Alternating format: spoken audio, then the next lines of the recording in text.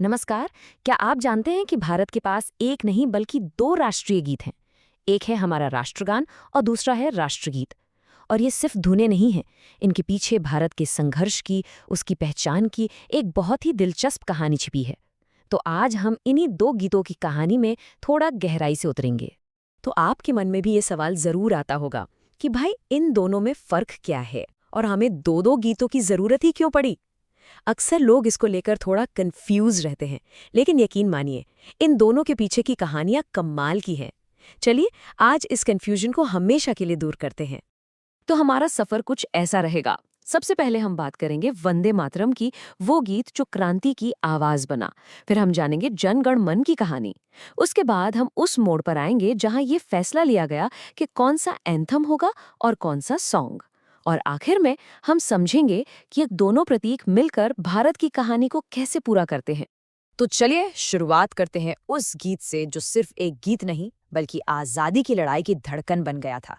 जी हाँ, ये कहानी है वंदे मातरम की, एक कविता जो देखते ही देखते क्रांति का नारा बन गई। तो आखिर है क्या वंदे मातरम? देखिए, ये है भारत का नेशनल सॉन्ग, जिसे लिखा था बंकिम चंद्र चटर्जी ने। और ये गीत ये सिर्फ शब्द नहीं थे, ये मातृभूमि के लिए एकता, बलिदान और भक्ति का एक जबरदस्त प्रतीक बन गया। इसका मतलब भी बहुत सीधा और सरल है। माँ, मैं तुम्हारी वंदना करता हूँ। और इसकी जो यात्रा है ना, वो कमाल की है। ये 1875 में छपा जरूर था, लेकिन इसकी कहानी में असली जान तब आई जब 1896 में इसे कांग्रेस के अधिवेशन में गाया गया। और जानते हैं किसने गाया? किसी और ने नहीं बल्कि खुद रविंद्रनाथ टैगोर ने। सोच कर देखिए। बस फिर क्या था, 1905 आते आते ये स्वदेशी आंदोलन का सबसे बड़ा नारा बन गया। और 1907 तक तो ये जर्मनी में मैडम कामा के झंडे पर भी पहुंच चुका था। आप समझिए, ये अब सिर्फ एक गीत नहीं रह गया था, ये ब्रिटिश राज के खिलाफ प्रतिरोध की आवाज बन चुका था। 1905 में कांग्रेस ने इसे अपना लिया और बंगाल विभाजन के खिलाफ सड़कों पर उतरे छात्रों की जुबान पर बस यही नारा था। ये इतना ताकतवर हो गया कि वाइसरॉय लॉर्ड कर्जन को इसे गाने वालों की गिरफ्तारी का आदेश देना पड़ा। सोच सकते हैं आप, यहां तक कि इसी नाम से एक अखबार भी शुरू हो गया था। और इस गीत की गूंज सिर्फ भारत तक ही सीमित नहीं रही, ये तो समंदर पार सुनाई दे रही थी। मैडम कामा के झंडे की बात तो हमने की ही। एक और किस्सा सुनिए। 1912 में जब गोपाल कृष्ण गोखले साउथ अफ्रीका के केपटाउन पहुंचे तो उनका स्वागत कैसे हुआ पता है? वंदे मातरम के नारों से। ये दुनिया भर में भारतीय क्रांतिकारियों की एक पहचान बन गया था। लेकिन अगर आपको इस गीत की असली भावनात्मक शक्ति को समझना है तो ये घटना सुनिए। साल था 1909, जगह थी लंदन। मदन लाल ढींगरा को फांसी दी जा रही थी और उनके आखिरी शब्द थे वंदे मातरम। ये एक गीत से बहुत आगे निकल चुका था। ये स्वतंत्रता के लिए अंतिम बलिदान का ऐलान था। तो ये थी वंदे मातरम की कहानी, संघर्ष की, क्रांति की। अब चलते हैं हमारी कहानी के दूसरे उतने ही महत्वपूर्ण हिस्से पर। ये कहानी है उस गीत की जो आजाद भारत का आधिकारिक गान बना, जन गण मन।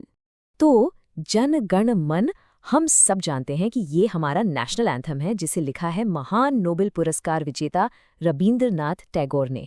लेकिन यहाँ एक बहुत ही दिलचस्प बात है जो शायद काफी लोगों को ना पता हो। ये जो हम गाते हैं ना, ये असल में एक बहुत लंबी कविता भारतो भाग्य विधाता का सिर्फ पहला हिस्सा है, बस पहला स्टैंजा। इसकी भी अपनी एक अलग ही यात्रा रही है। पहली बार ये 1911 में कांग्रेस के कलकत्ता अधिवेशन में गाया गया। फिर 1919 में टैगोर ने खुद इसका अंग्रेजी में अनुवाद किया और नाम दिया the morning song of India.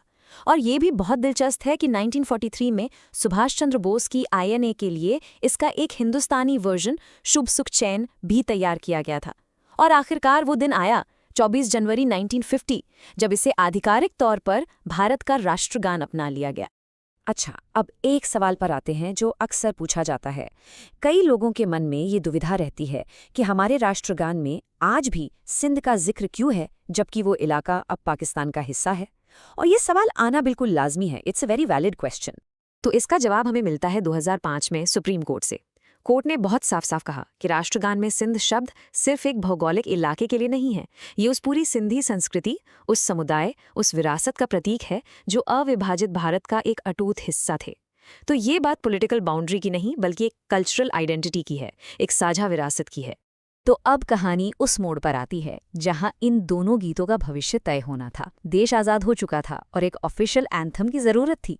तो वंदे मातरम या जनगण मन, ये फैसला आखिर हुआ कैसे? इसके लिए एक तारीख बहुत जरूरी है, इसे याद रखिएगा। 24 जनवरी 1950। भारत के गणतंत्र बनने से ठीक 2 दिन पहले हमारी संविधान सभा ने इन दोनों गीतों पर अपना ऐतिहासिक फैसला सुनाया। और इस फैसले का सार हमें संविधान सभा के अध्यक्ष डॉक्टर राजेंद्र प्रसाद के शब्दों में मिलता है। उन्होंने घोषणा की कि जन गण मन भारत का राष्ट्रगान होगा, लेकिन वंदे मातरम, जिसने स्वतंत्रता संग्राम में एक ऐतिहासिक भूमिका निभाई है, उसे समान रूप से सम्मानित किया जाएगा और उसका दर्जा राष्ट्रगान के बराबर होगा। क्या खूबसूरत समाधान निकाला गया। तो चलिए एक बार साइड बाय साइड देख लेते हैं कि फर्क क्या है। जनगण मन हो गया हमारा नेशनल एंथम और वंदे मातरम हमारा नेशनल सॉन्ग। एक के रचयिता है रविंद्रनाथ टैगोर, दूसरे के बंकिम चंद्र चटर्जी। एक का ऐतिहासिक रोल था एक आज़ाद देश का गान बनना, दूसरे का रोल था आज़ादी की लड़ाई का नारा बनना। और अगर कानूनी नज़र से देखें तो संविधान में नेशनल एंथम का सम्मान करने की बात कही गई है, जबकि नेशनल सॉन्ग को वो बराबर का दर्जा राष्ट्रपति के बयान से मिला है। तो आखिर में ये 2 प्रतीकों की कहानी है, और ये एक दूसरे के मुकाबले में नहीं है, बल्कि एक दूसरे को पूरा करते हैं। ये भारत के सफ़र के 2 अलग पर बराबर के ज़रूरी पहलुओं को हमारे सामने रखते हैं। इसे हम ऐसे समझ सकते हैं, एक तरफ है Vande Mataram, the voice of the struggle, वो जुनूनी, वो क्रांतिकारी आवाज़ जिसने आज़ादी के लिए लड़ाई लड़ी, ये संघर्ष की आवाज़ है। और दूसरी तरफ है जनगण मन, the anthem of the state, एक आज़ाद संप्रभु भारत की औपचारिक संवैधानिक पहचान, ये राष्ट्र की आवाज़ है। और यही बात हमें एक आखिरी सवाल पर लाकर छोड़ देती है। ये जो राष्ट्रीय प्रतीक हैं, ये हमें हमारा अतीत तो याद दिलाते ही हैं, साथ ही हमें एक साझा भविष्य की ओर प्रेरित भी करते हैं। तो सवाल ये है कि आज के दौर में ये हमारी पहचान और हमारी यादों को कैसे आकार देते हैं। इस पर सोचिएगा ज़रूर।